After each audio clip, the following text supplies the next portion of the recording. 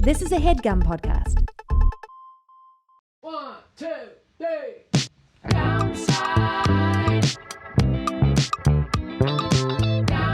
You're listening to The Downside. The Downside. With Gianmarco Soresi. No, Russell, we're not going to talk about the halftime show anymore. I'm done.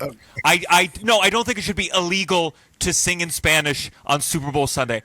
That's not the energy I want to bring to this podcast. Okay, well, thank you for hearing me out. Welcome to The Downside. My name is Gianmarco Soresi. This is our last episode before I'm back in Thank God. Hopefully beautiful new studio. And you no longer have to hear me start every episode with, I'm probably in Japan. I'm not in Japan. I'm in India. And it's a beautiful country. This tour is too long, and I have reached a breaking point. And I'll tell you when the breaking point started. It wasn't here. It was Indonesia.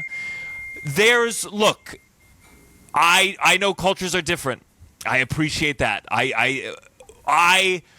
The first shit I took in Indonesia was in a restaurant, and then I looked up, and there was no toilet paper. And I don't mean they were out of toilet paper.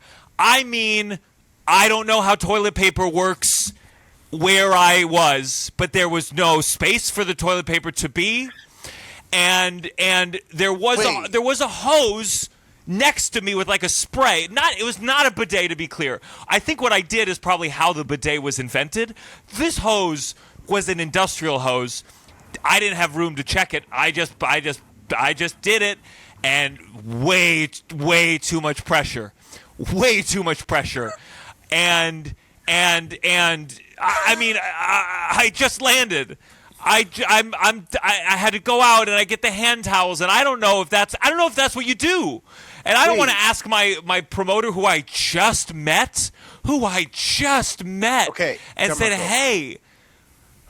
Wait, nothing in the hotels? No toilet paper in the hotels? We landed. We went to this restaurant first because I landed late. After though, like later. After?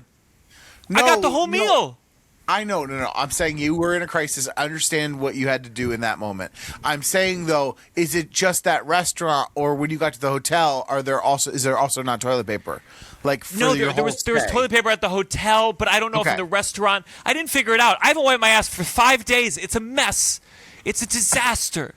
It's a disaster right now. Hairy too. It's so. It's crazy. It's crazy. It is 8 in the morning in New York. You want to know? You want to know how I wipe my ass? I'll show you how I wipe my ass. Like this. No. No. That's how my dog does it. God. Yeah. I learned it from the dog. We have to deworm Gianmarco. And then someone a different needs time, to express his glands. Oh, and I've seen what you're eating, man. God! It's a nightmare. I don't even know what I'm eating. Yeah. Now I'm eating these cute little bananas. But I went to one airport and I had to. I'm sorry, guys. What can I say? A lot of traveling is thinking about this. I went to an airport and I saw it had a squat bathroom. And this is humiliating, but I'm going to tell you, I want to use it. Come on, that's part of travel. I don't need to see a fucking another church in my entire goddamn life. I never need to see another church. I go to airport bathroom. They have a squat where it's just a hole and like 2 places for your feet. And so I go down to do it, but when I took my pants, I looked down. It's great. Thank you. I appreciate it, but I look down. This is when I feel the most Asian, when I just get to be like this, like sit like this. But I look down and my pants and underwear they're right in the way, and so I'm sitting there you gotta take them off. But put them on the floor. Well, on the floor of the airport bathroom? Is there not a hook? But is that what they're doing? You're taking off your entire bottoms every time? Yeah, they kind of. Yeah, it's like a romper. In that situation, I think you kind of have to. Or you're pushing. You're like pushing it forward as you squat. I don't know, brother. So we're here with Jay Jurden. Thank you for joining us, Jay.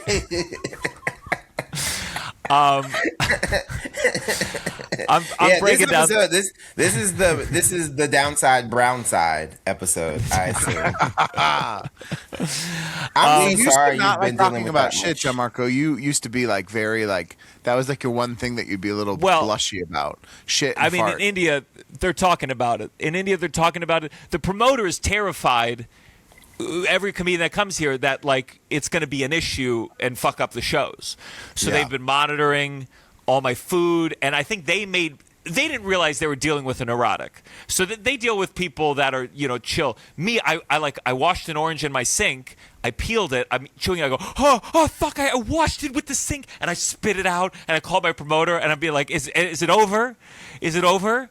Is it done? I had a drink last night, and at some point, I just start chewing my ice, and then I go, and I almost throw up at the table. I'm freaking out. Oh. And it's tough. Do you have like Ashkenazi stomach issues? I don't really. I've always been definitely not like what some Jews have, but age is catching up to me, man. I used to consider myself like a healthy, strong person, like compared to other people, and I hit an age where this touring life, I'm like, I've had a cold for a month, and it hurts, Jay. It hurts. I'm so invested in like where in the world is Gianmarco San Diego, but I'm also just so happy that it's you and not me. I'm happy that you get to experience this stuff and come back and tell me, Jay, when you go to Indonesia, and I go, I'm not going. Yeah. You'd love it. I'll just tell you which. Good. It's by the way, for those listening, I always do a bad job of this. The downside, this is the place we complain, we get negative. We're not afraid to talk about moments of embarrassment. It's not all shit talk. Sometimes it's Russell, sometimes it's me. Well, it is shit talk. Just about Tony Hinchcliffe and Matt Rife. But it's shit talk. Also about Gianmarco's bowels. I'm so happy to have you, Jay. I'm so happy to. I have so much. I come to these episodes on this travel. I have one story to share, and then I will open the floor. I was in. Oh God, I forget what it's called. It's some big structure that like says like this is when the king and the queen first landed in India, and everything worked out. And two people have recognized me here. It's always cool, a country you've never been to, and they recognize you. And in this one, it was like a father was like kind of ushering his son forward to take a picture, and the kid was like, I would guess like 10 or 11, and it just didn't seem like they knew who I was. But of course I take the picture, and then when they leave, the tour guide's like, they took that picture because you're white. They just want a picture with a white person. Oh my God. And I was like, God, I love this country. This is incredible.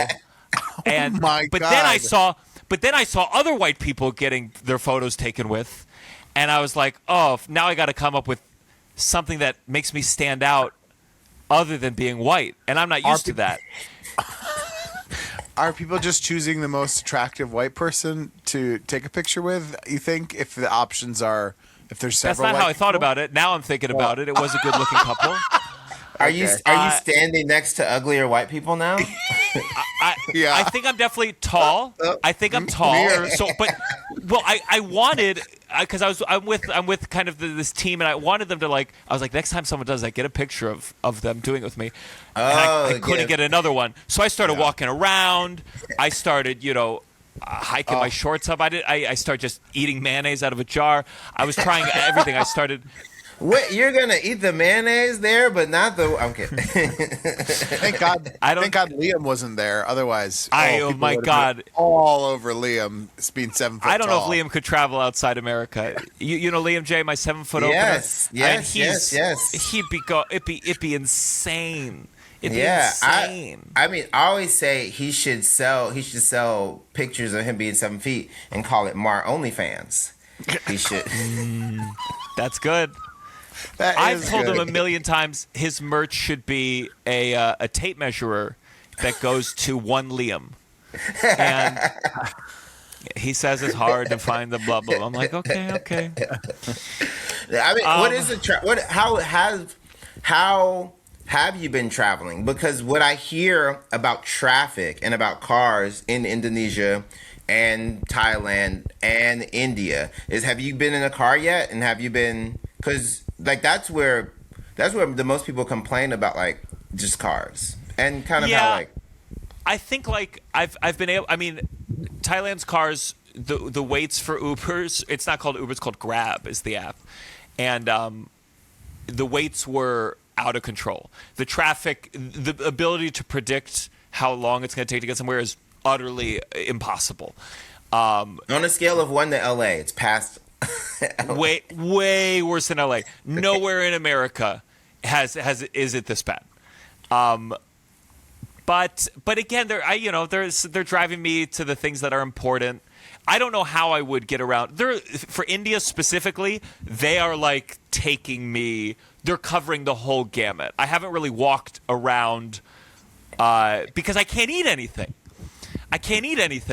And that's the only reason to walk around. I want to try street food, and I can't have any of it. No, you are such an important part of this, I guess, venture for them. They cannot let you just pull a Anthony Bourdain or pull a who's the other guy? You can't. They took all the ropes out of my room. It's nuts. No, you can't be. Who's the bald guy? Bizarre Eats, Andrew Zimmern. You can't do that, Gianmarco. You have a show. You have commitments. You cannot just walk around and be like, "Ooh, I want to try this." Yeah. It is a weird feeling to have someone monitoring that you don't shit yourself. That's like their primary thing, is to make sure that so there's a lot. That's why, because I've been asked, "Is your stomach okay? Diarrhea?" And I'm like, I don't know, you guys. Please. I want to talk to my doctor. Ask. Yeah, they went full grandparent real quick. Have you pooped today? Are you pooping right now? But you got diarrhea? You understand these desserts? I mean, the desserts in here's what you want to have it on the airplane, because I don't know what any of these desserts are. And so they brought out food, and there were like 3 dessert things on a tray. I took a big bite of one, and I was like, I started spitting out. It was butter. It was butter. It was a thing of butter. And then the person next to me, who was Indian, was like, "Is everything okay?" I said, "Oh, it's butter." And he was like, "Yeah, you eat it in one bite." It's crazy, the desserts. Okay. And they describe it to you like they just brought this over, and it's like, oh, it's soaked in butter, and then it's fried in more butter. These desserts, it's like they're trying to kill you. I saw this guy. Did you see Russell? It's on a stick. I wrote down the name of the stick where they do all these moves on top of it. Like, did you see it? Oh my God, fuck! It's like a big rod, and you go on top of it. And you like spin. Story. Yeah. It's the 39th one today. And I did. I sent you a message. I said at first I thought it was you spinning. Like when I looked quick, because it was far away, and then the next image was you very still, just kind of hanging on a pole, and I was like, oh yeah, okay. Is this you? This was you hanging on the rope with your before the rope. Like the rope is the training for this other thing. Wow. But these guys, they're doing. We're gonna say it. You made sure to post the picture where you looked hot hanging from the rope. Yeah, a lot of people saw it. Have you checked any of the messages? What have they been saying? They're saying I can't say what I want to say because I live in India and it's not exactly safe to express all homosexual desires here. Oh. It's why it's every promoter I land, and at some point, like when I feel comfortable 5 minutes into knowing them, I'm like, so what are gay rights like in this country? Wow. And it's always it takes you 5 minutes to ask that. Wow. Yeah. I wait with 1 foot on the airplane. I go, before I get off, could you guys let me know what's going on with this country when it comes to gay rights? Gianmarco asked that question the same way straight white guys tell jokes at work. He goes,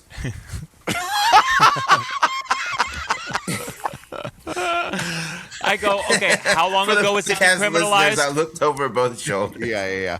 Oh, yeah. If it wasn't decriminalized more than 10 years ago, I'm in trouble. No, what are you? But are you just the loophole, pun woefully unintended? Are you the straight man who, in every way, shape, or form, breaks the rules, but you always get to go, still straight? Yeah. That's the part that I think the gay community loves about me, is that I get the benefits of being straight while participating entirely in all aspects of gay comedy. That whenever Gianmarco asks me about a world tour, I go, you don't understand how many places are just crossed off instantly. For me. Yeah. Oh, come on. You just become bi-straight leaning. It's easy enough. No.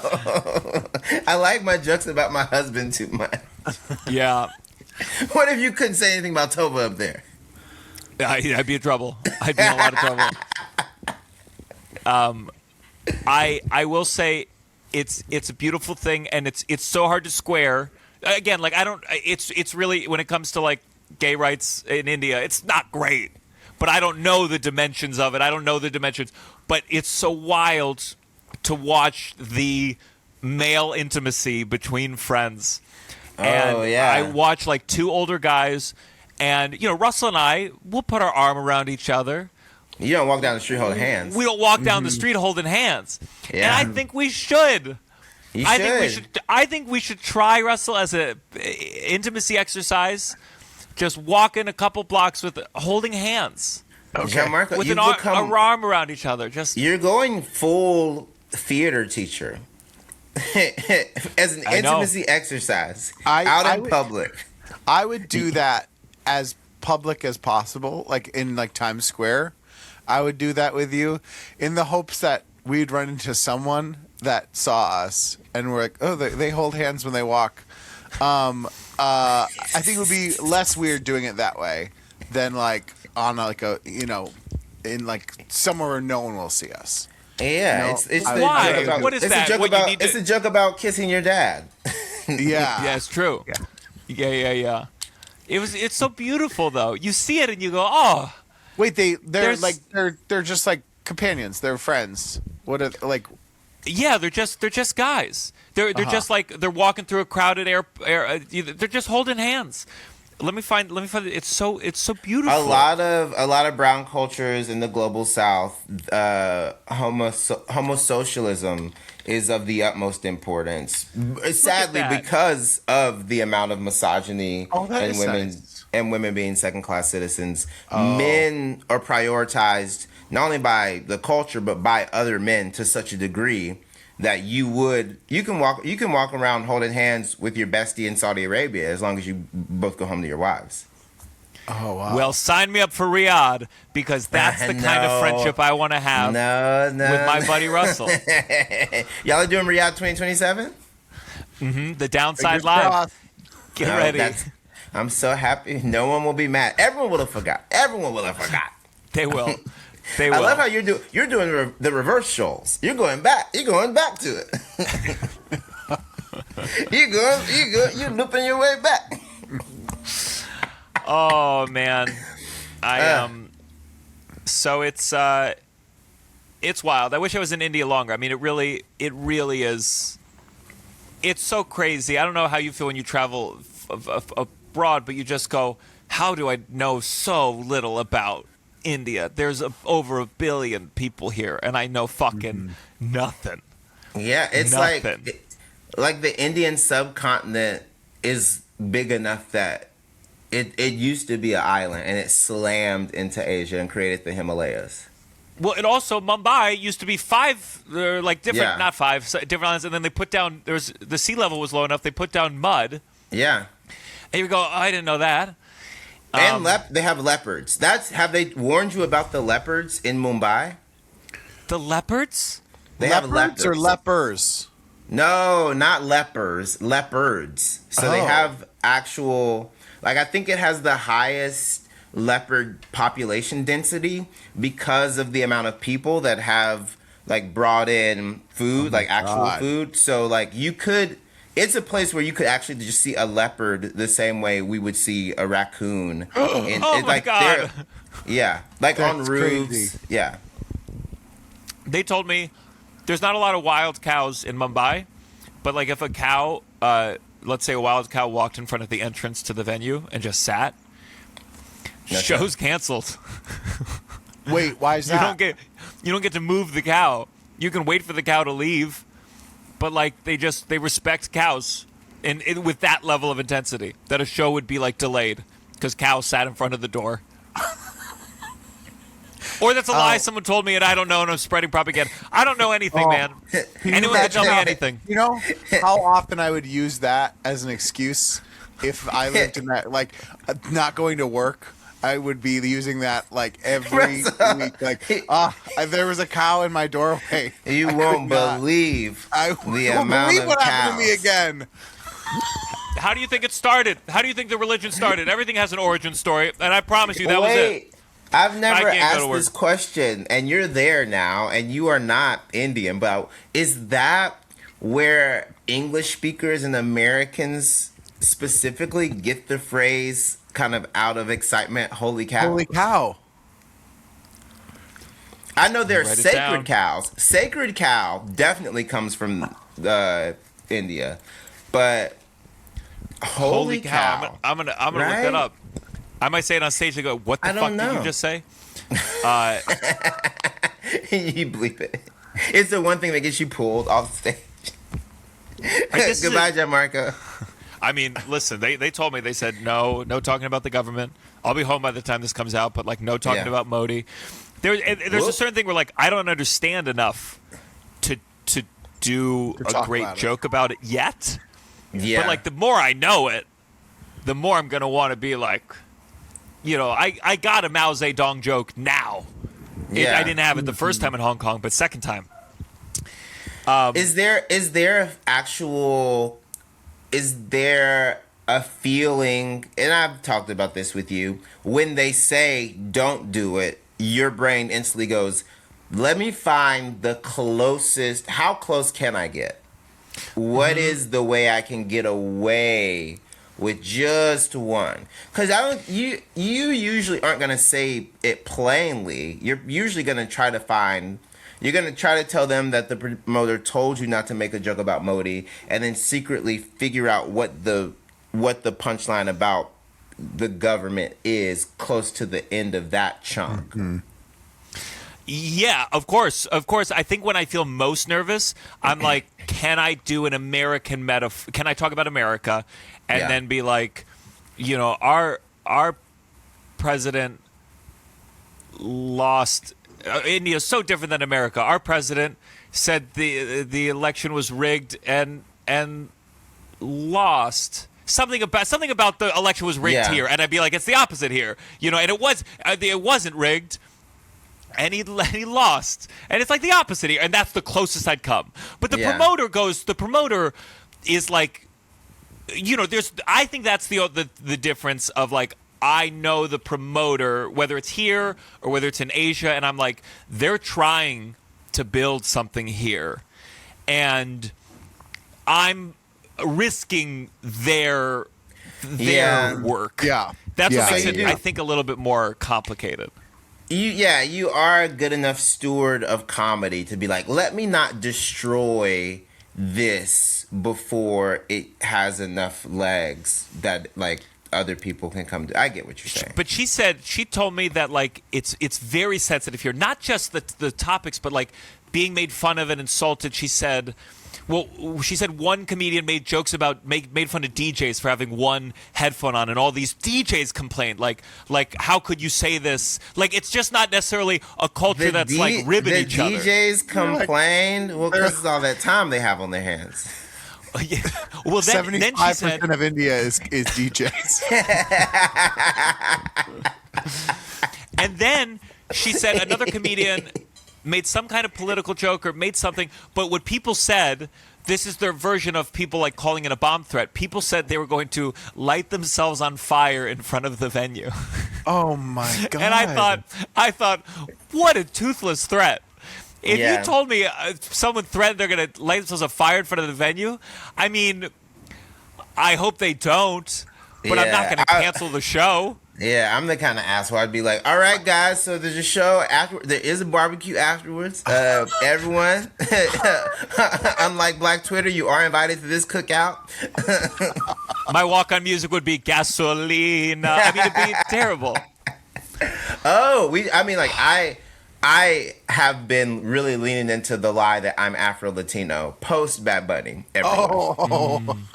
Wow. I live in Harlem. I lived in Spanish Harlem for 2 years. Boy, the R's have been rolling. Every now and then, we've thrown in a couple pero likes. We've been having fun in Nueva York. We've been having fun in a post Benito world. Yeah.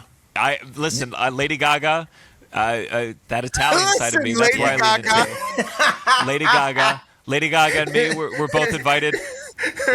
That's the version of we're invited to the cookout. We're invited to the wedding. We're invited to the Bad Bunny wedding. Gianmarco saw a fake bisexual theater kid Italian on TV and was like, I finally feel seen. Yeah.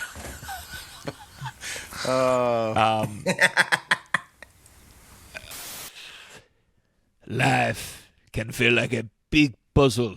You're constantly trying to fit all the pieces together. Like what? Your career? Your passions. Your relationships? Your finances. And of course, your healthcare. It's a lot. But what French Gianmarco is trying to say, finding care shouldn't be the trickiest piece to fit into everything going on.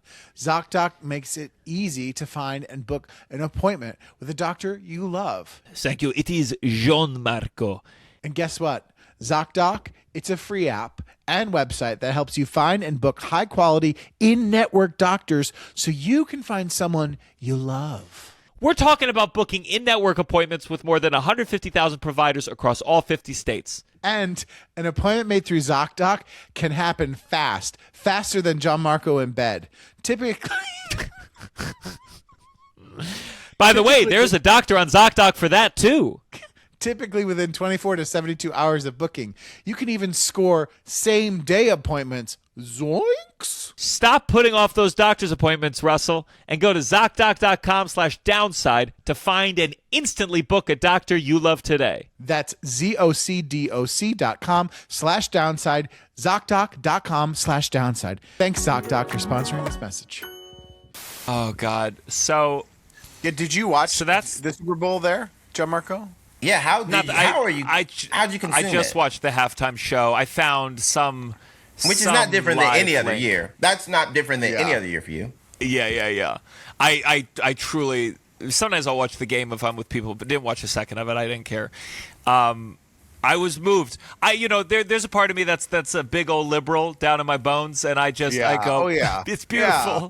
I got emotional. And it's I just can't believe the amount of discourse around it. It's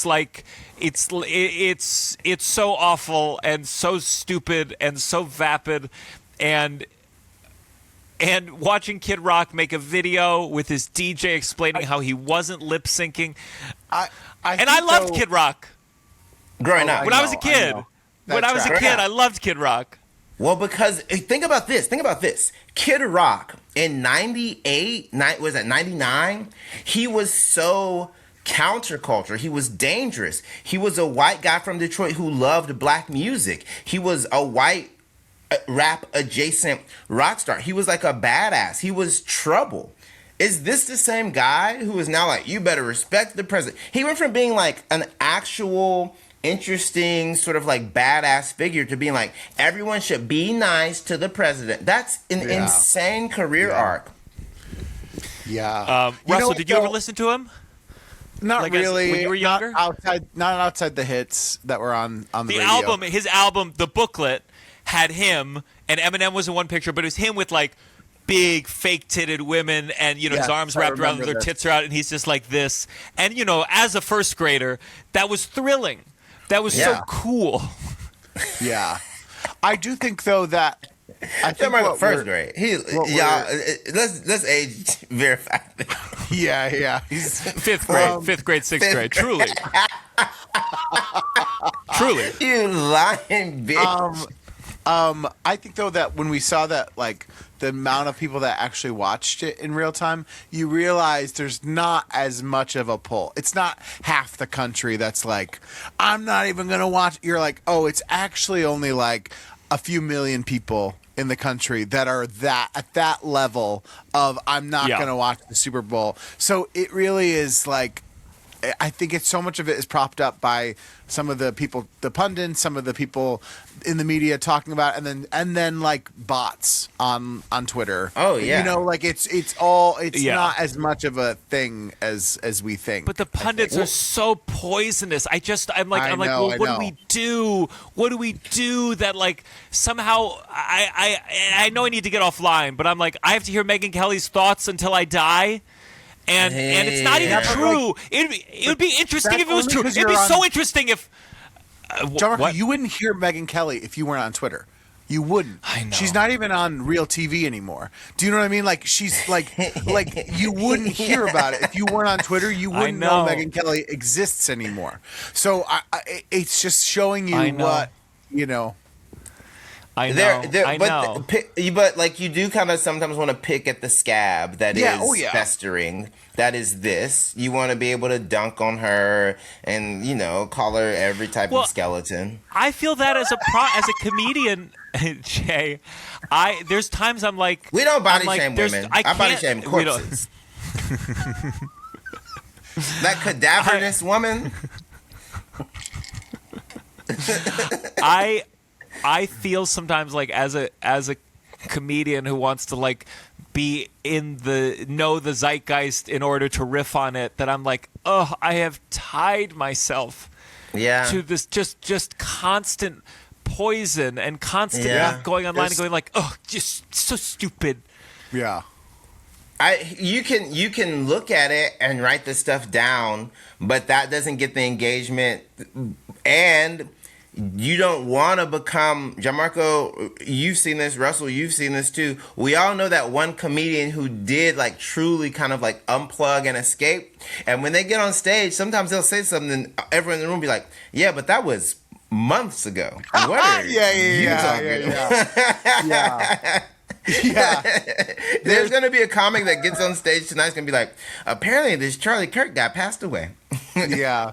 There's certain forms of art where you can do that a little bit more. Like if you're a painter or a musician, you can maybe go off and live in the woods and then come out with a brilliant thing. But a comedian, it's hard. You feel immediately if they're disconnected from how real people live or are. And I think you're strong enough to deal with the Megyn Kelly of it all. You've dealt with worse stuff than having to listen.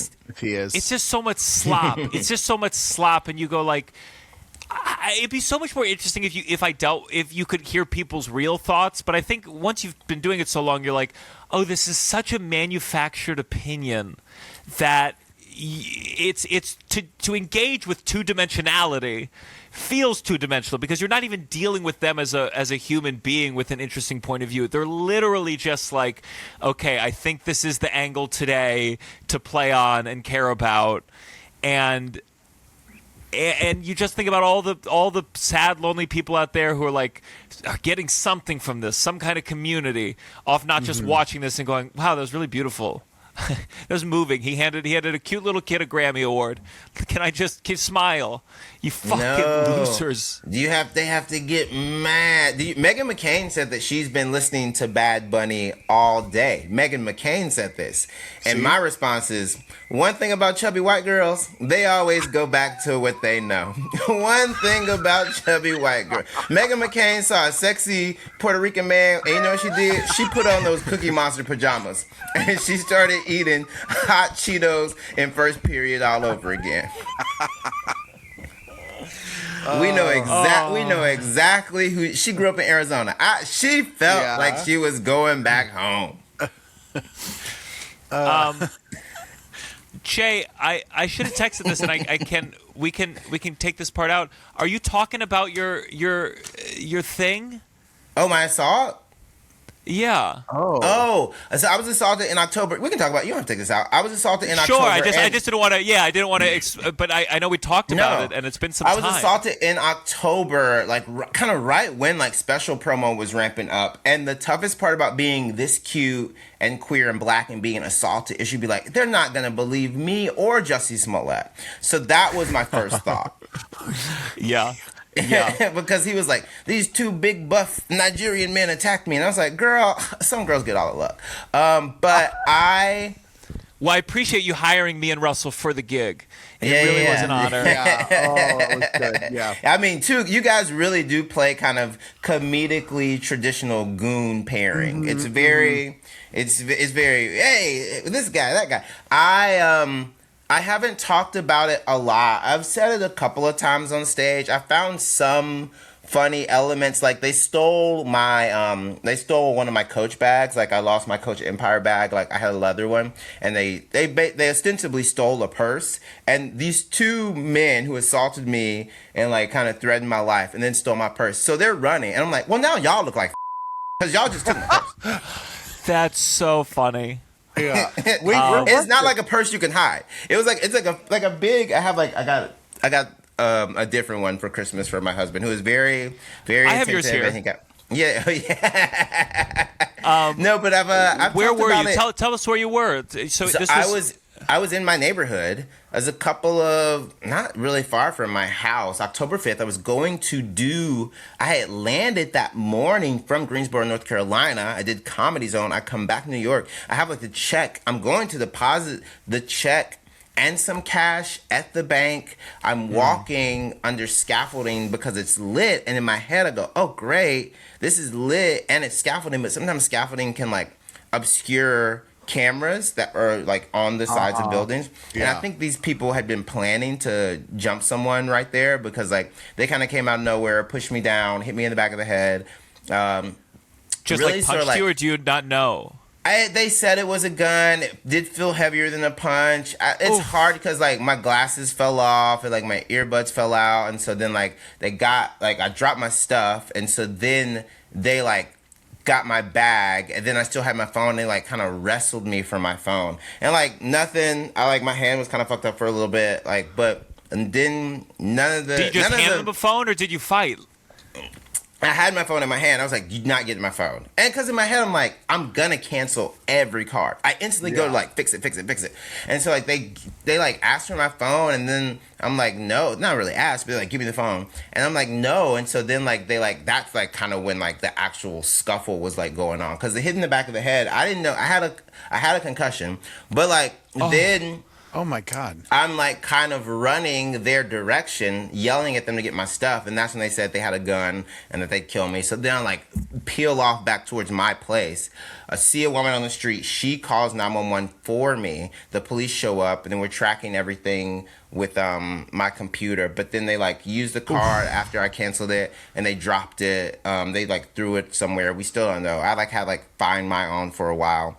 But then you have to like deal with New York police, and it's just like such a. I don't want to get into like the legal stuff, but it's like having to deal with like a police, like having to deal with like the police, and like also like documenting everything. It's just like so exhausting. And I wasn't the most cooperative because I didn't know at the time I had a fucking concussion.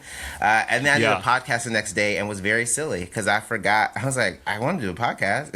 And like, this is October 5th. My special comes out like in a month. So November 7th. So I'm like waiting to do all this other stuff. So I was kind of relieved, but it was very scary. It's definitely like, it fucked with me for a while, and I still like have weird moments about it. I talked with my therapist about it, but yeah, it was rough. But it also didn't make me hate New York. It made me like upset with those dudes. It made me upset with like the ineffective police system, but it didn't make me hate New York. Yeah. I mean, that's definitely that can be a Republican moment for some adults. Yeah, that can be a moment that they become a different person. And you know, there's a part of me that goes like, well, this is why like a lot of, you know, as a guy, I was assaulted, but my biggest fear was still just my stuff. So whenever girls have box cutters, I get it. Yeah. I get it. I really think every woman should get a couple of box cutters. Just the government should be like, go ahead. Just because I get it. I guess the So question that's is, what shifted for do me a you little think bit. it would have happened if Cuomo had won?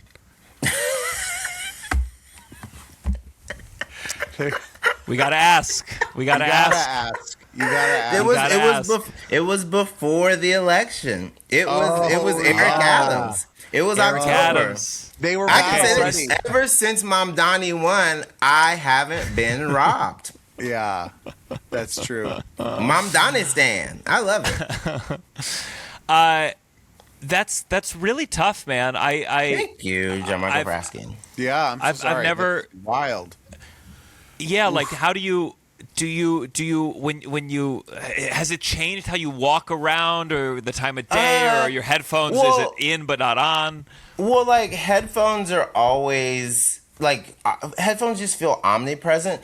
It just made me like way more like aware of surroundings in a way that I was when I first moved to New York, but because I'd been here 10 years. You know that feeling when you first moved to New York? Yes. Always on a swivel.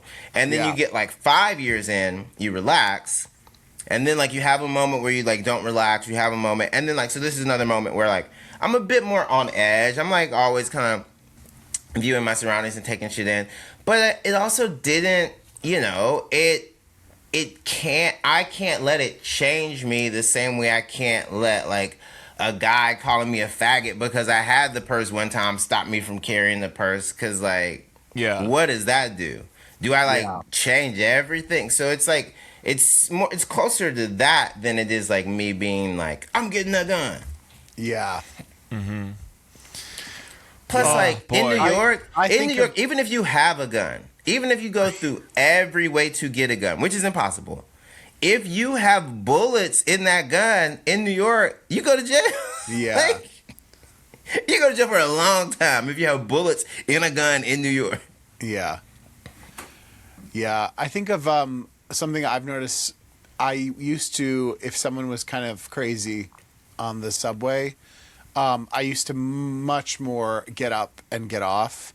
And Yeah. I probably could use a healthy dose of that now that you'll push the limits of being Yeah. like, well, a lot of people are crazy. I could get on the next car and that person's crazy too. And the other day I had someone where I was like, I should have gotten off. That person was Yeah. they were teetering on the edge of maybe, and then they got off, but it went several stops where I was like, I'm very uncomfortable right now. But if there's enough people, you're like, we're all kind of here. Yeah. I mean, Gianmarco one time saw me flip out on a group of teenagers who were like harassing people in the village. So Gianmarco has seen me, like I can flip. So it wasn't just like, oh no, I'm scared. Yeah. So when I got jumped by two dudes, this is not smart, and anyone who is assaulted, do not do this. Like, that's why I was like, you're not getting my fucking phone. Like, because in my head, my brain, and this is part of like, heteronormative culture, the minute you as a boy / man, the minute anyone questions that boy / man card, like with those teenagers, I was like, I'll fucking kill you. Get the fuck out of my fucking face. Stop bothering us. And I said that to a group of teenagers, and I shouldn't have said it, but... No, like, they were being pushy, and you did. Yeah. I admire it. It's so different. If I bump into someone, I say, do you want my phone? It's a very different way of going about the world. But you're like Tovah. I mean, I get it with like the phone. I could see something being like, not my phone. Whoa, yeah. My arm before my phone, please. But your phone is like your connection to all your financial and physical documentation now too. It's so brutal. Your phone is like I had to fly the next week. Thank God, I had my passport and everything, but like I had to wait for my ID. My ID took 2 weeks to come in. Like there's just like a bunch of your life gets upended by this assault. More than like what the $300 they get out of going to bodegas before you shut the cards down. That's not like terrible.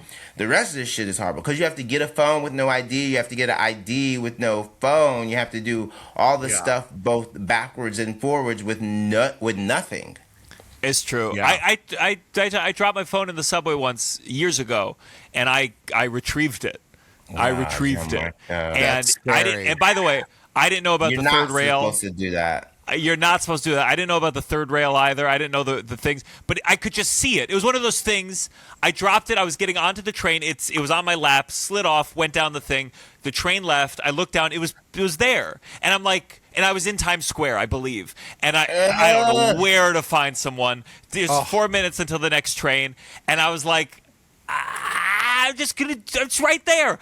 So I got down, and the scariest part was it's pretty deep. Coming And back up?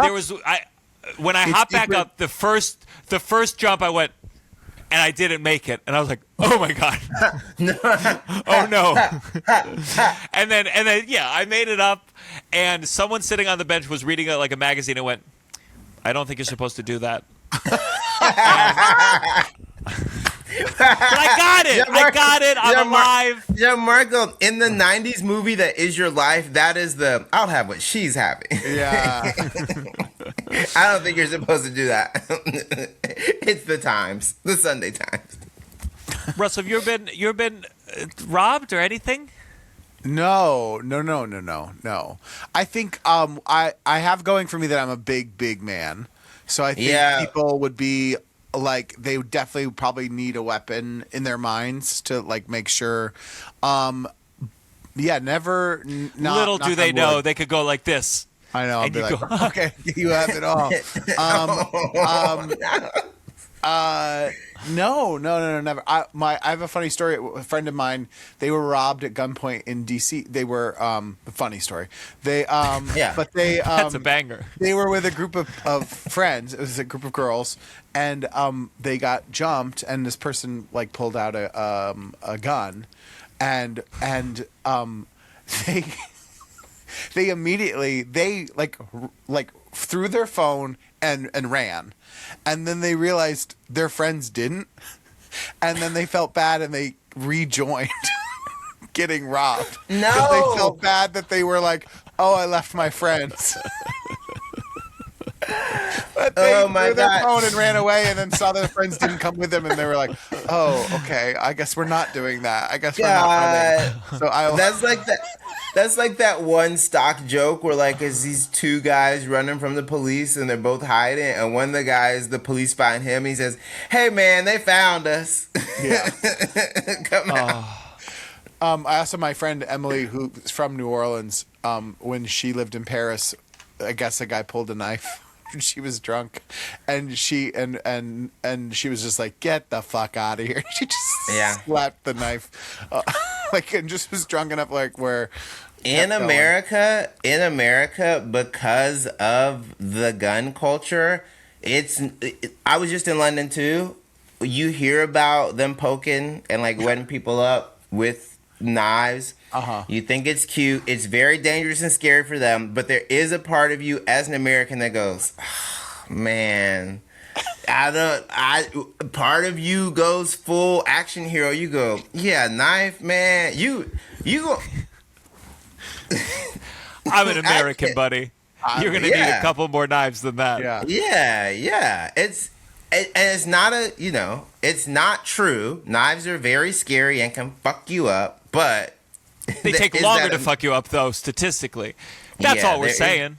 There is that American confidence.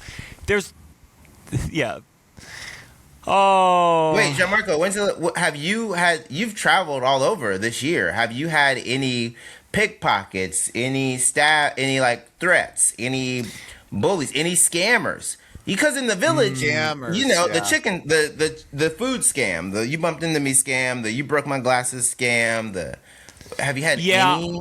I honestly think the only time I got scammed enough when I was younger to avoid it. Like I had a New York scam once when I was like in high school. I was with my dad. Someone was really beautiful. They were raising money for a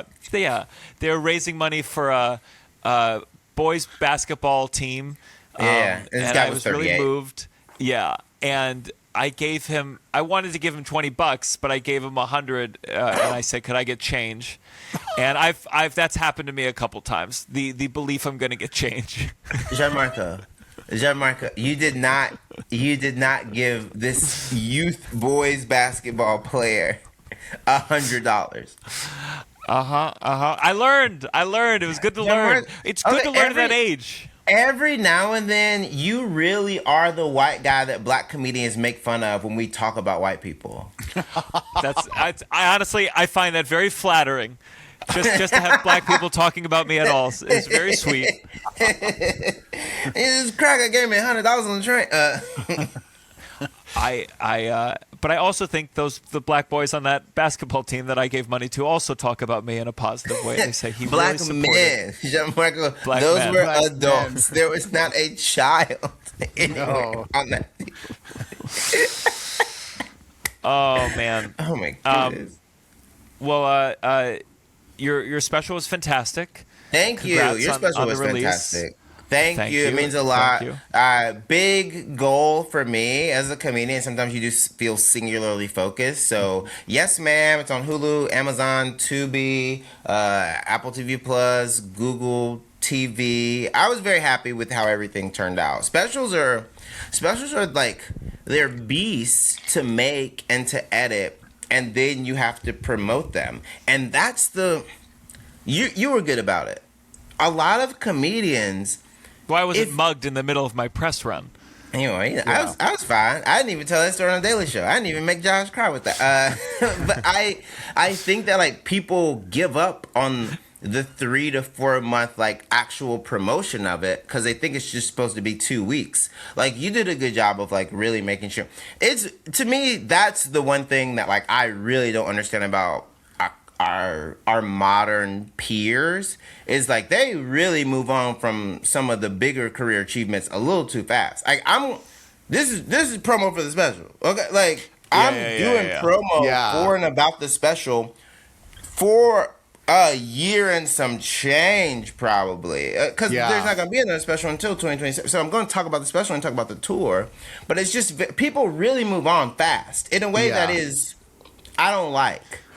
Yeah, it makes us all stretched out too thin. I mean, that's just what happens. It's almost like because there's so many different streaming platforms now and so many different places that specials can be, that people are also treating it like that. Like even, but like you said, there's still a world where you should be. You spend all this time and energy making it, and to just have it come. There's so many times where though I'm not even aware of people's specials having come out until like weeks later, and you're like scrolling, and you're like, oh, I didn't know that comedian had a special come out. Like I haven't seen anything about it, and not.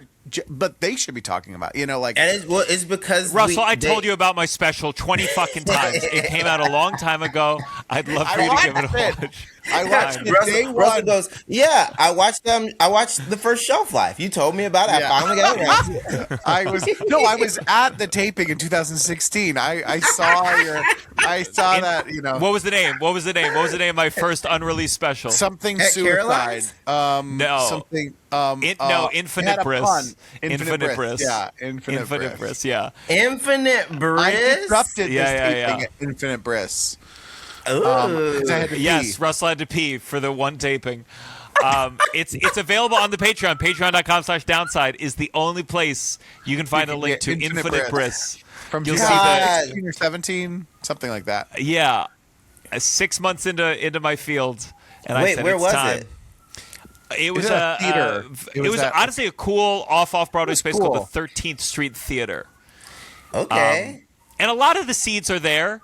I told the musical theater dick-sucking story, a lot less punchlines. Felt more like a Birbiglia special. But I think it was great. Get me out of this. Yeah. You gotta let the Birbiglia thing go.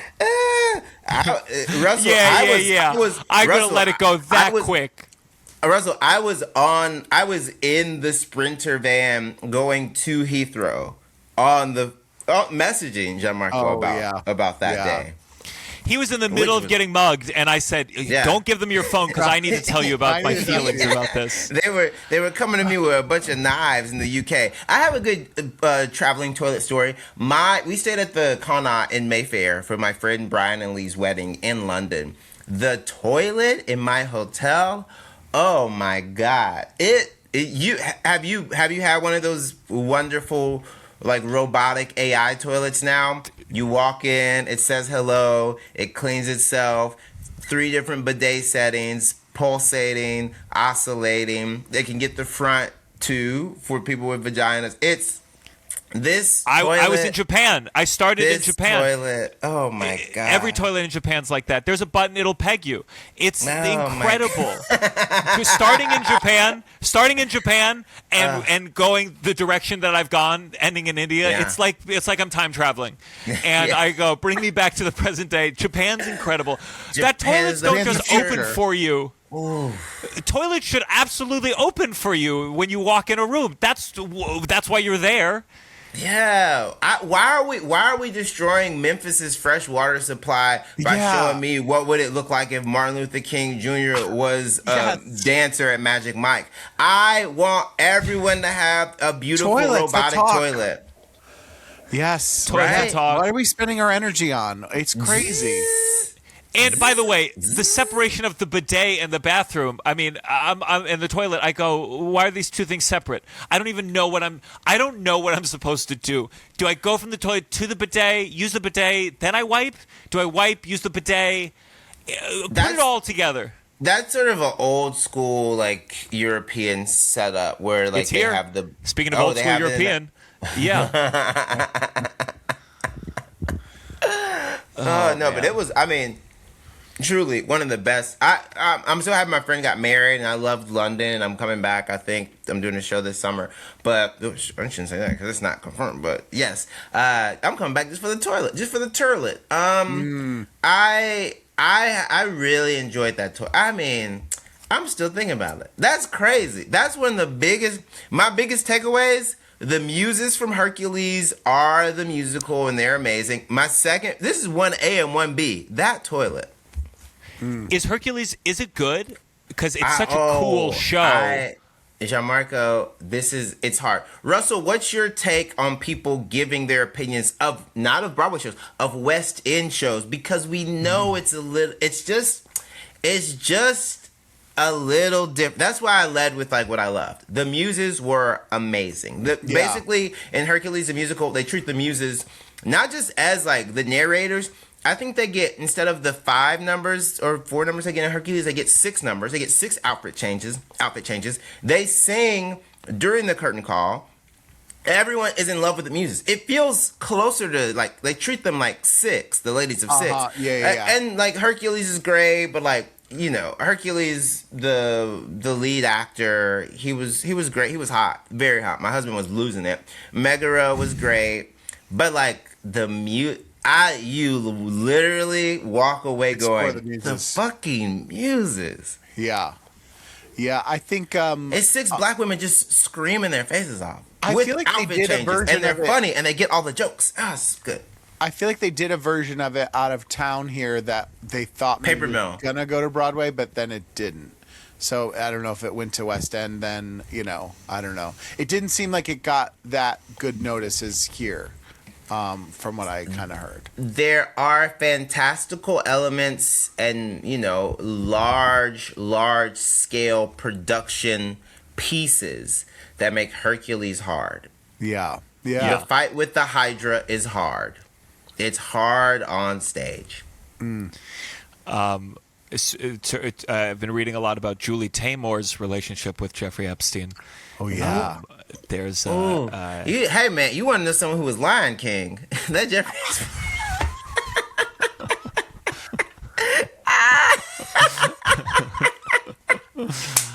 Oh boy.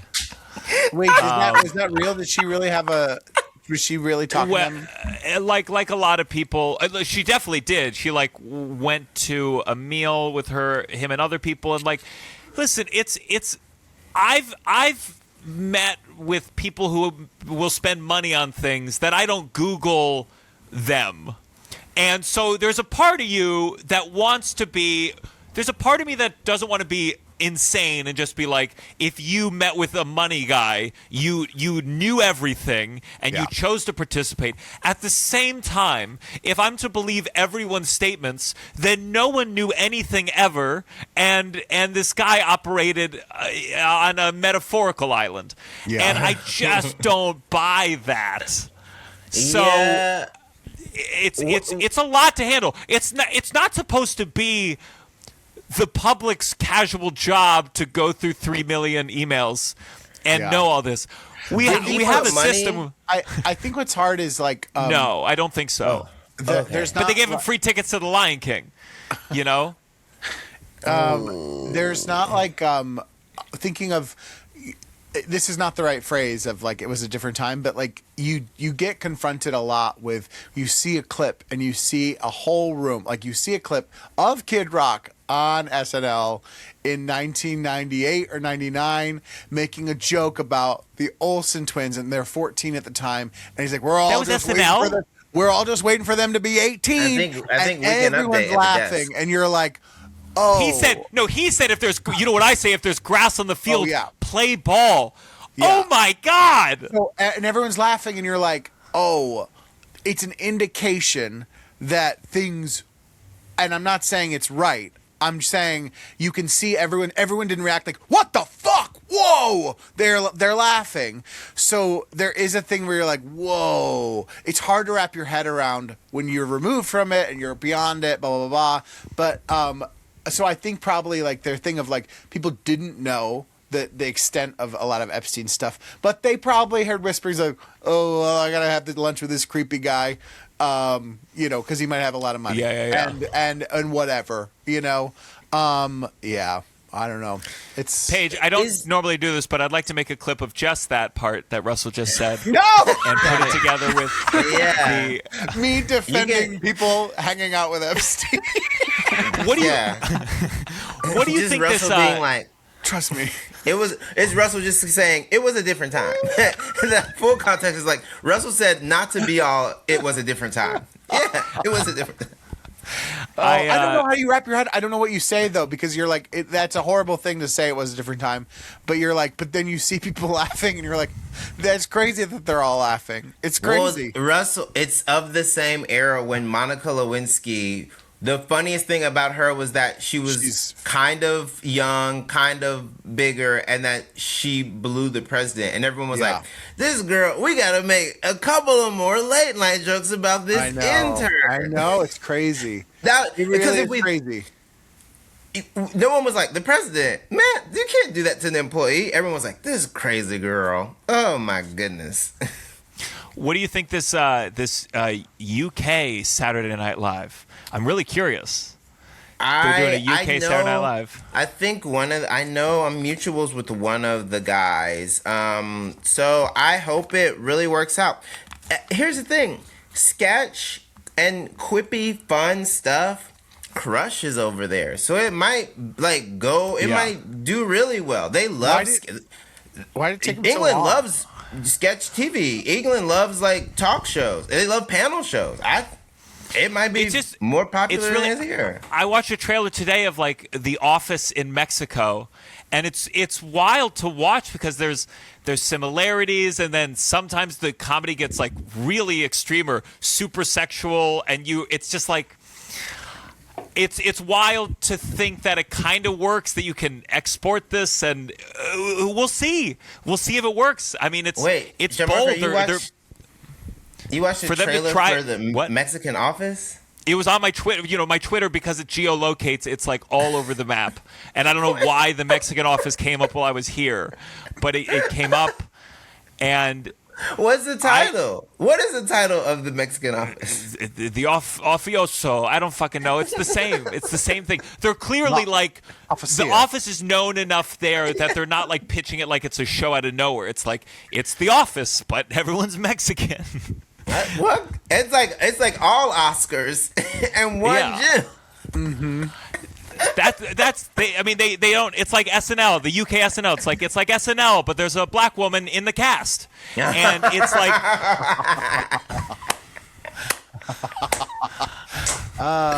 No, but what's crazy? Brits do love black women. Is that Yeah. true? Yeah, Brits love black women. Brits love black women. Brits love dark-skinned black women. They love mixed black women. They love bigger black women. Brits have an affinity for black women in a way that America pretends to, but they will be like, this is our most famous actress. We love her. This is our most famous. Like, they love black women in the UK in a way that when you go over there, you are surprised a little bit. You go, oh shit, y'all love black girls. Not the royal family, but one notable exception. one notable at the top exception.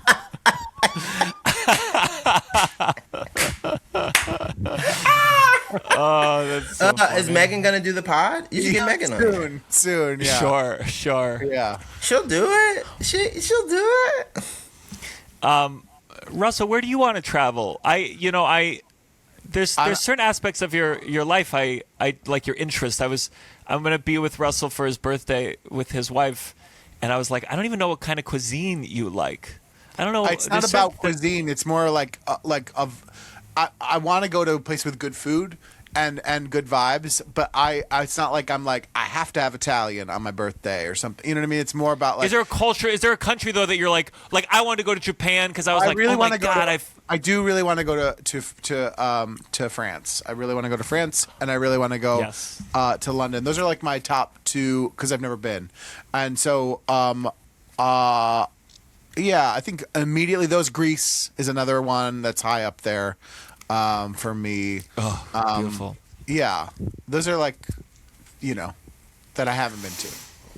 Gianmarco, whenever you travel, whenever you get to, there's so many like spots where you go, I know exactly what the joke is here. I know what the vibe is. Whenever you get to a country and you thought you knew, which country has surprised you the most? Like when you were in Belgium, were you like, what do y'all want to talk about in Belgium? You know what I mean? Like there are European countries where I go, what would be the angle? You honestly, it's so much easier as an American because they are down to talk about America. I mean, big, stupid, dumb American. Yeah, and like they know so much that you can make an RFK joke, which is nuts. It's nuts. You catch me on the wrong moment. I go, is Modi president or prime minister? What is it? And they know my health secretary. It's crazy. And you're never going to go wrong if last resort you just make a joke about school shootings and they fucking love it because there's someone was telling me about it's one of those things I don't want to give away a joke but they saw Ismail was performing and was just talking about how like they know so much about America. It's like, why do you know all this? And it's so true of it's just like, how did we get in this place where you're hearing all this shit about my dumb fucking country? And it's because Hollywood. It's crazy to think how Hollywood, entertainment, news, like that is our biggest export in its own way. Culture being our biggest export 100% directly leads to Trump being our biggest export. Like culture, it's an Ouroboros. The same way being in Japan and being like, wow, your influence on my childhood was crazy. You're so far away, and you controlled everything I loved as toys and video games from my childhood. And not even explicitly all the time. Power Rangers, Super Sentai, they cut it up. They said, actually, that's American. And we love it. That's a completely different show in Japan. And it's challenging. You have to be really authoritarian and fascist to control culture's effect on your country. Like you can't govern what goes viral. You can't force it fully. You can block it, but you see, they were showing, and I know a lot of the videos from China, I always go, well, we're only seeing these good ones. But it's them dancing to Bad Bunny, and you're like, yeah, who would have known? Who would have known?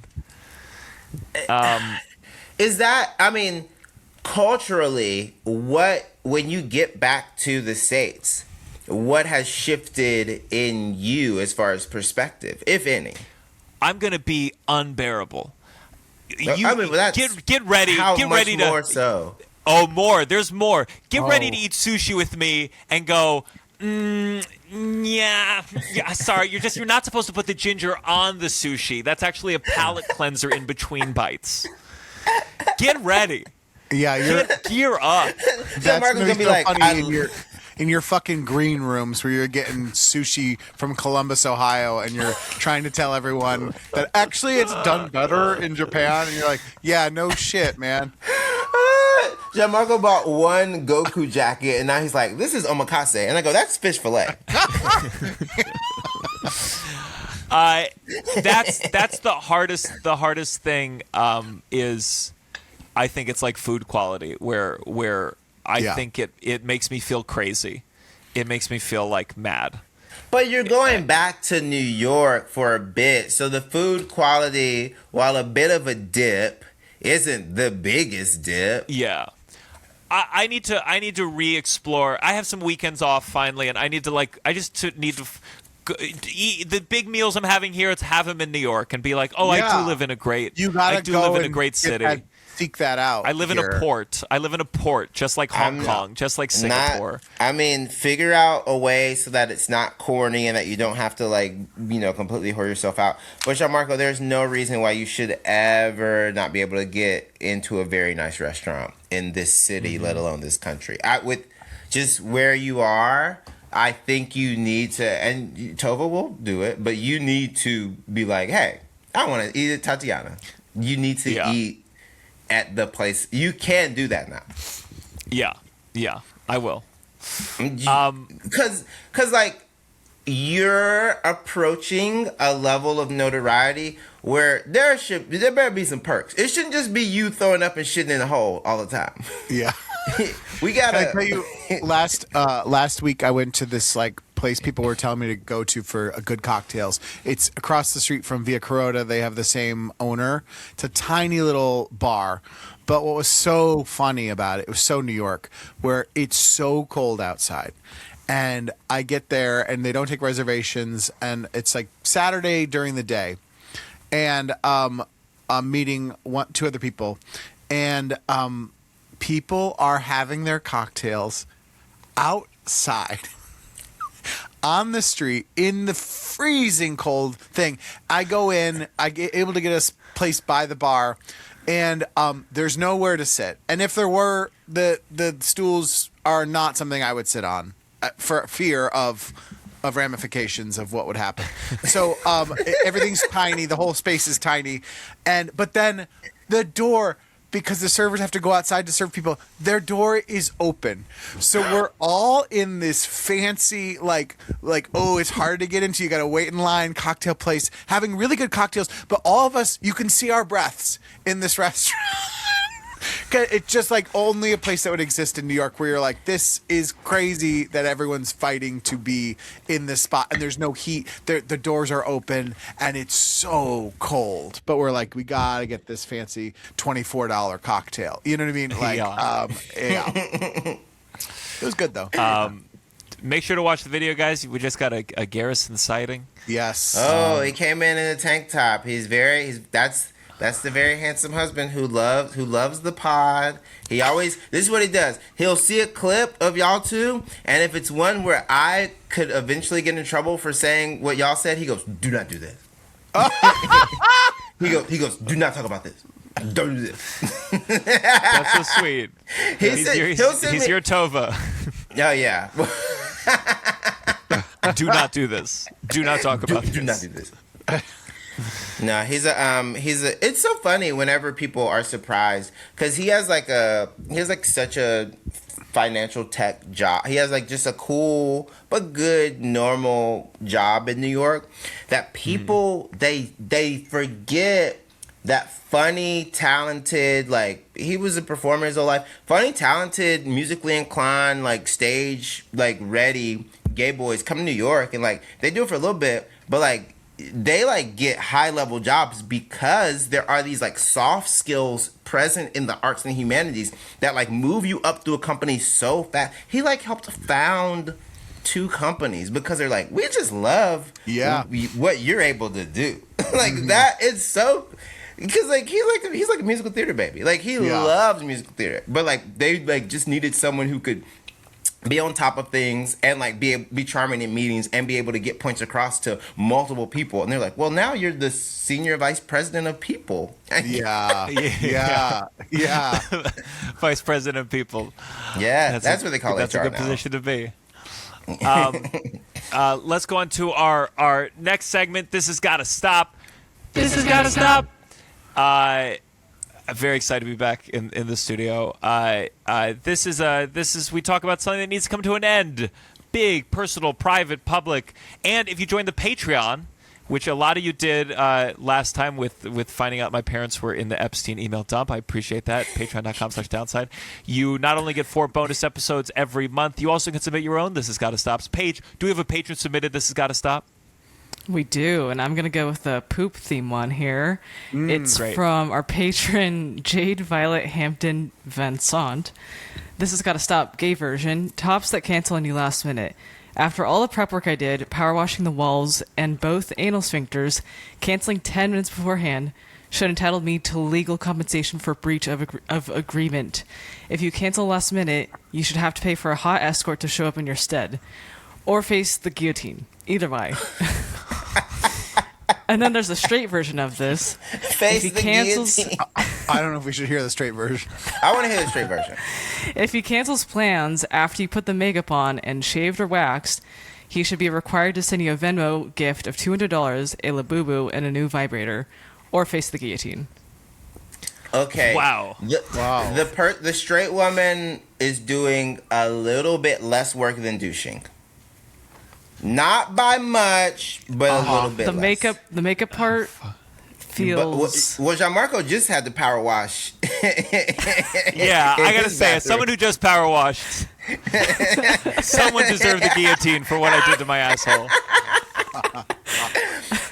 This is I mean, tail is old as time. Tail spelled Tail.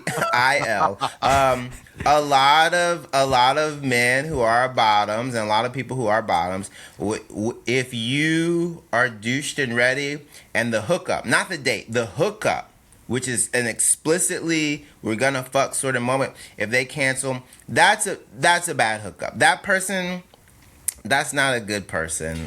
When do you have to start prepping for bottoming? Is it what you're eating that morning? You got to figure it out. It's a couple of the hours. Day? Well, because you can eat, but like you have to think about it digestive wise, not necessarily you just ate, because you could just eat and be fine. It's night before, what's coming down that morning, and how long do you want to be in there doing that. So sometimes people like they won't eat for a while beforehand after they've already like used the bathroom and like cleaned out, because then they know nothing else is coming. So they're also what happens is a lot of these bottoms are just very hangry. And they think they're gonna get fucked, and then they don't. Oh, yeah. But that's why I've created a service where if you text me, I will send someone to you. Go to jjurden.com I have a bunch of friends who are tops who are just waiting. That is tough to have to think about that being presentable. But okay, because we're talking to two men. Because imagine male frustration about not having sex. Put that there already. Then add you had to actually prepare. Yeah. And add that like this isn't something you could do yourself. Because if y'all were single and a girl canceled on y'all, you'd be like, I guess I'm jerking off. Yeah. Bottoms, they can jerk off, but it's not giving them what they actually wanted from the moment. It's not getting to it. Yeah. So I think a dinner is at the very least you could do. Yeah, you gotta give him some food. That's a good Gianmarco. That's actually very good. Good gay instincts from you. Some food that's gonna no more. That they're gonna go. Oh, I don't want a bottom anymore. So you gotta send him a nice dish. God, as if it's hard enough to be a bottom in India. That's brutal. He's getting comfortable, y'all.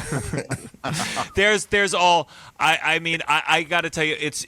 I think about. I don't know if you were at the People's Improv Theater when there used to be the statue. It was a red statue. Wait, did of you an just go Asian full man. government? You went full People's government on the Improv pit. Theater.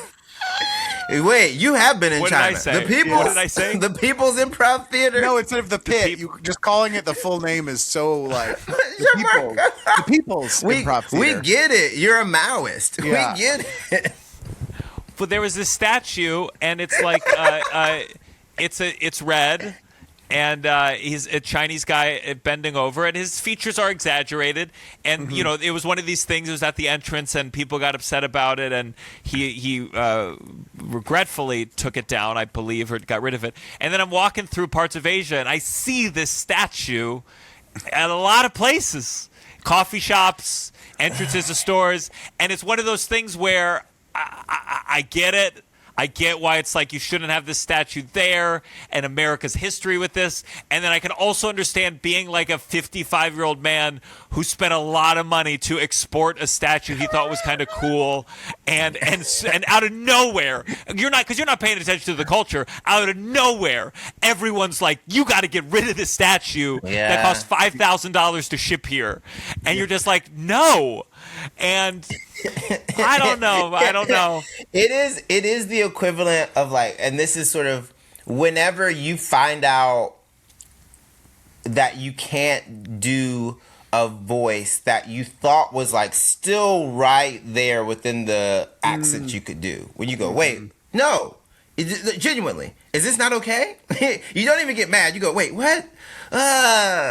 Oh God! There's stories that I tell now where you're like, to say it without the accent, and Louis did a bit about this, but it's true, of like, to say what they said without any kind of accent sounds insane, because it's like, well, no one with no accent would phrase it this way.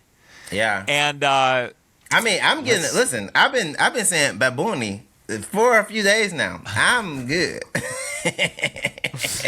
I've been having fun. Let's do. Do you have a This Has Got to Stop? I think we'll just do you today, if that's okay, Russell. That's fine. What's your This Has Got to Stop, Jay? Oh, me? This has got to stop? Yeah. This has got to stop. No more AI. Bring back bad Photoshop. What you want from AI, you can get from bad Photoshop, and there's the beauty of this crunchy, disgusting, lo-fi, low-effort, kind of error-riddled Photoshop that is fun, that is alive, that is human. We don't need AI in everything when you can make... If you saw an AI poster right now, and you saw a kind of shitty Photoshop poster right now, people would go, oh, that Photoshop poster, that's kind of cool. It's kind of throwback. It's kind of... I love that. You have to... Vintage. It almost has like... AI is very good at like figuring out what the next word in the email is. AI is very good at being like, send this invitation to the Google Calendar to put on your phone to make sure you set an alarm for this. AI, once again, not one of these people who hates every aspect of AI. I hate a lot of the generative aspects. And there is a beauty in bad Photoshop. That's the reason why bad Photoshop is actually winning no matter what. Bad Photoshop is why we have Pepe the Frog. Bad Photoshop, it kind of spreads across the political diaspora. Bad Photoshop is so much more fun than AI. It's more fun to make. So part of the joy is you go, somebody took out the time to do this, and that's part of the comedy. Yeah. Exactly. So it's like, whenever I see comedians really still going for AI, now it is so boomer coded. If anyone our age is like very much like posting AI all the time, I always go, I mean, it sucks. I'm gonna say it. I go, I can't book you on the show. You're stupid. You're a dumb person. Yeah. I feel bad for the older guys. Sometimes I see the older guys do it and I go, you just don't. They just don't know. Or You don't know. And I feel bad. I think like I have a little bit of like a sympathy for over 50s, 60s, where I go, okay, I don't know who's going to tell you. I don't know how to tell you. Gianmarco, those men never heard no from women. They also don't know how to hear no from you. That's like, they're 60-year-old comedians. They're going to be like, this gay Italian's trying to tell me I don't look cool as a superhero? What are you talking about? Ask my Facebook audience how cool I look. It was like, this is like one of those Twitter things where I go like, why do I know this? Why am I mad? And it's some guy. He made a documentary about how the election was stolen. I forget his name, but he's one of the older right wing people, and he shared an AI video. And he didn't present as AI. He said, it was like a young, smoking hot woman talking about like why young girls are attracted to guys that are like way older. And people were like, this is an AI video of a young woman like sharing your views. And then he replied, he was like, it's AI, but that doesn't mean that it's not like a good point that she's making. No. And you go, God! It does, though. That man, Someone online is going to get thousands of dollars, if he has it, out of him. Thousands. I can't wait for the young AI scam artist that's like, you're so handsome. My dad is fucked, I'm locked dude. out. My dad I'm locked is out of my Wells fucked. Fargo account. Oh yeah. I'm terrified about my dad with that stuff. I haven't asked you this, Truly. Gianmarco. So I grew this in celebration of Bad Bunny. Have you ever done full mustache? And do you not do mustache because has your dad done mustache? He did it so long ago. It was before I don't think I was alive. That picture that I share that looks good. It's very it looks thick. really I good. mean, I could try it. I next time I need to shave for a role, so this might never happen. But I want to try it. It's just one of those things where it's like, man, if it's not good, you look fucking. No matter what, even if it does look good, it feels so weird for a second. Everyone's gonna go, I hate it. I'm gonna say it. You look Italian enough that it's going to look good, and it might even look too good. It might feel too close to home. It might be like when people finally put on the dress. It might be like, something. I'm stuck. I think I will sooner put on the dress than get a mustache. Gianmarco, that you really are not helping all the egg allegations that are going to be in the comments, because every week someone's like, it's cracking. Soon. They'll be like, we saw Russell in a dress 8 shows a week. Yeah. Russell's fine. That's a him. Gianmarco. They'll see us both in dresses, walking through Times Square, arm in arm. Arm in arm. He'll go, no, this is Indian culture. Our final segment. You better count your blessings. My blessing, and I'll try to make this. No, I'm not going to say his last. I speak of it. There were some comedians who reached out with a kind word after my feelings were hurt. Say, who are they? By a podcast episode. I don't know. I don't know if it's it, but it was an old. Here's what it was. It was an older comedian, just older than a different generation, closer to that generation, who I respect, and wrote something thoughtful and smart. And it was just it was a lovely message to receive. Mm-hmm. I feel okay, but I have flare-ups. Like, it's just the way my mind works. I'm going to get anxious about something at different points in the day, and it's like that's the hook right now. And so it's like this fantasy. It's like it's the I remember when I was when a girl broke up with me in high school, and I fantasized like I'm singing My Chemical Romance and looking at her, and the audience is like, I have I have these fantasies now of like, and then at the special taping I do what 50 Cent did, and I buy the whole first 2 rows, and it's just me seated there, or I'm at the cellar and he's performing, and I'm just watching, and I'm just going. Or I thought your fantasy was going to be like, and I'm doing a one-man show, and it's killing, and like your fantasy is going and negging him in person. Oh, that's your fantasy. Yeah. But did we ever? I mean, if we are actually talking about this, like, did did you reach out to the other person who was like the other name that was like tossed all over the place and go, hey man, Yeah, we're being it wasn't them. implicated in this? It wasn't them. It's so clear. It's so clear, and enough people who have enough context. It is this. It is. Yeah, this. but you got to talk. But you have to talk. I mean, I'll say you have to talk to Finn and be like, hey, they're like, just so you know. Because that no, also is I a don't want part anyone of to it. feel this horrible pain. This horrible pain. I don't think no, you I should have feel pain. no, I'm it's here just for you. it's just fantasy. It's just fantasies of like a quip at the Yeah. table. You know, just like a thing that's just like you know. And I know it's not going to happen. It's know it's not going to happen. You gotta let it go. I'm just gonna be. I'll be nice to him, even though I think he's beneath me, and then I'll be copying Melania again. Oh, Gianmarco. So my blessing is thank you to the comedians that said a nice word. It's appreciated, and I think I'm okay. Because Gutfeld reached out, right?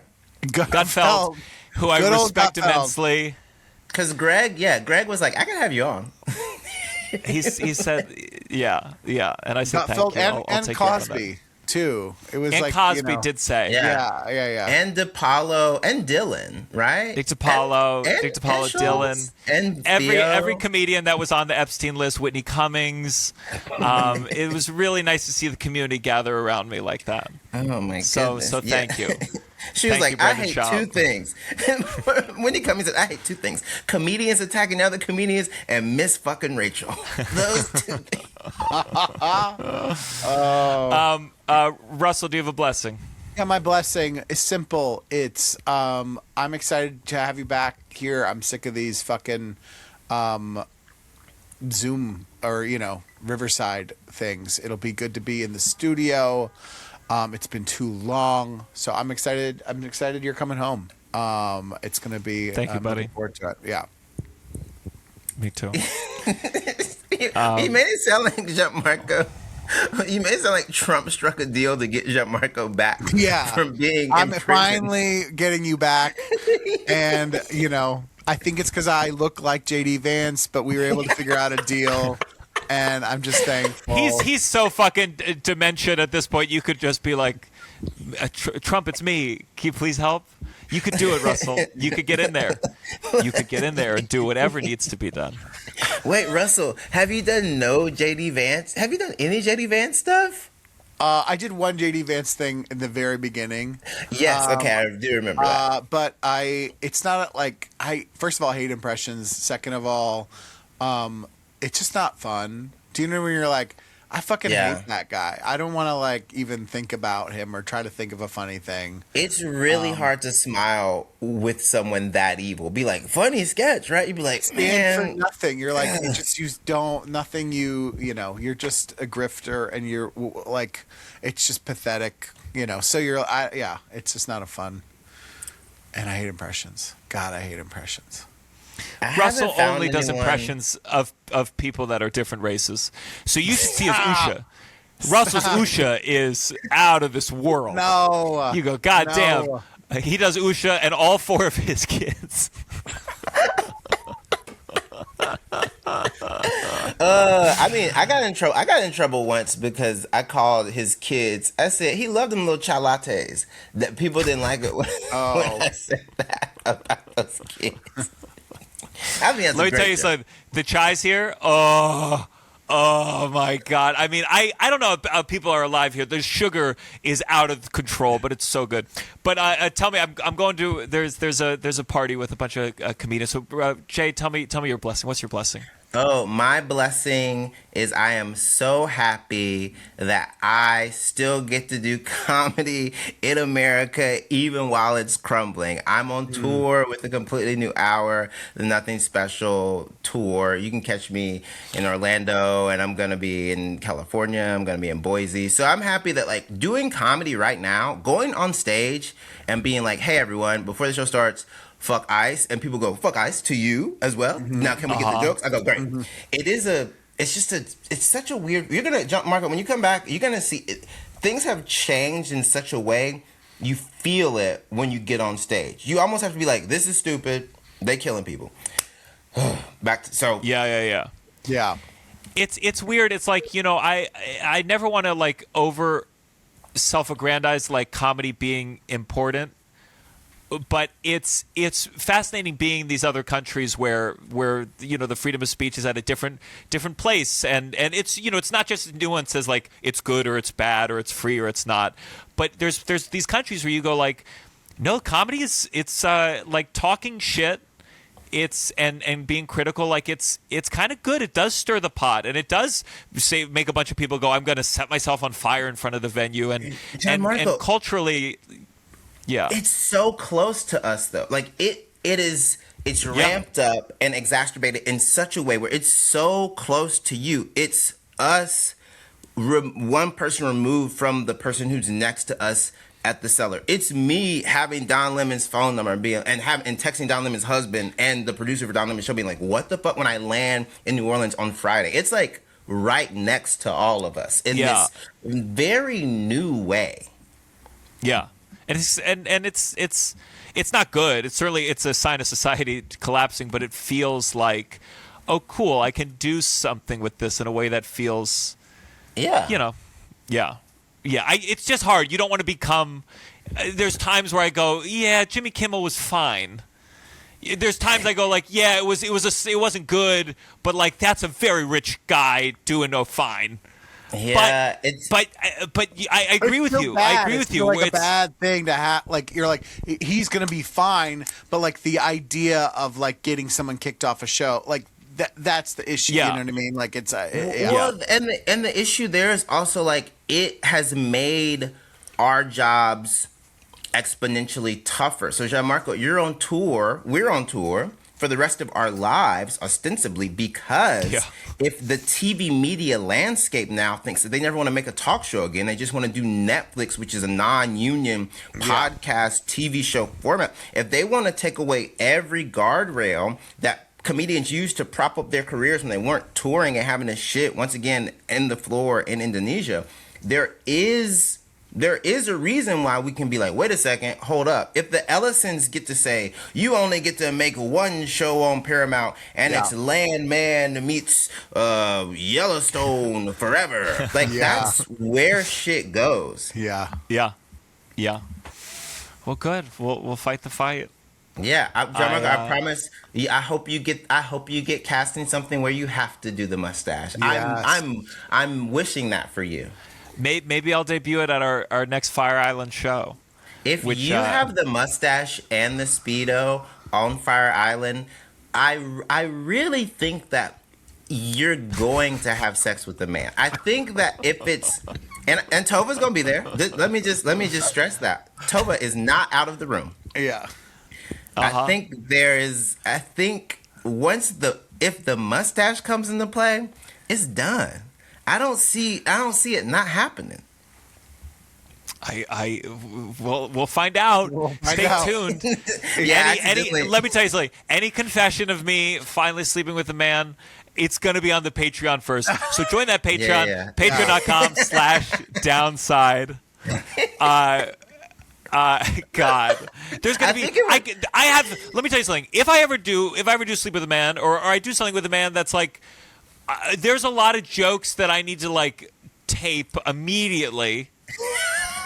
That makes sense only in the context of I haven't done this thing. Yeah. And then you want to get ahead of how bad it's gonna be. I want to do. You know how Rosebud did a special and it was a mix of her pregnant before she delivered and then after the delivery. Yeah, it's me before I've been fucked in the ass and after I've been fucked in the ass. Yeah. And we see how you're like, wow, he got a lot looser. Yeah. Jay, where can people find you? Somehow less gay on stage. Yeah. Wow, he stopped sitting on the stool. Yeah. You just sit on it, but the stool's upside down. That's a fun joke. Where can people find you, Jay? You can find me on all social media. Also, go to the new website, jjurden.com. It just got a fresh coat of paint. It's redone. Tickets are available on there. You can catch me all over the country. Also, you can catch me at Union Hall every second and fourth Tuesday for Pretty Major. I love that show. Gianmarco will come back and do the show at some point when he's in the United States. We would love to have him. So, yeah, just follow me online. Watch the videos. I'm going to be talking shit about comedy all the time, like we all do. But, yeah, watch the clips. Buy tickets to see live comedy. And comedy's still good. Gianmarco is proof comedy's good. Russell's proof comedy is good. Russell's proof musical theater is good. I'm proof comedy is good. Like, go see live comedy. Stop thinking that these idiots won. They didn't win. The culture war continues to show that we are victorious. So go see good live comedy. Yes. Go see good live comedy. Russell, where can people find you? At Russell J. Daniels, and catch The Downside on tour end of April and May all over. Go to The Downside Pod on Instagram and get more information. Get those tickets. Yes, check out The Downside. We're also on Reddit. We have a YouTube channel we're not posting there fully yet, but we have our best of shorts there, and one day we're going to transfer. So check it all out. We got some exciting updates coming up, some awesome guests, and check out that Patreon, patreon.com/downside. You can catch up on a lot of stuff from this big tour, and 4 bonus episodes every month. But thank you for listening. I promise less poop next time. Or maybe not. Maybe let me finish this India trip. Poop. And it could be if I shit myself on stage, it's going to be the full episode. But love you guys. Thank you so much for being here at 8 in the morning, Jay and Russell and Paige. At 5 in the morning. 5 in the morning. Paige. Champion Paige. Oh my God. Thank you so much. Yeah. Love you all. This is Bye. The Downside.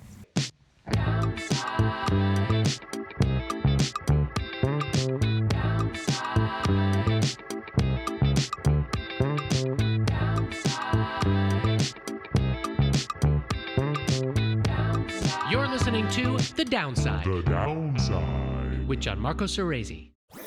That was a Headgum podcast.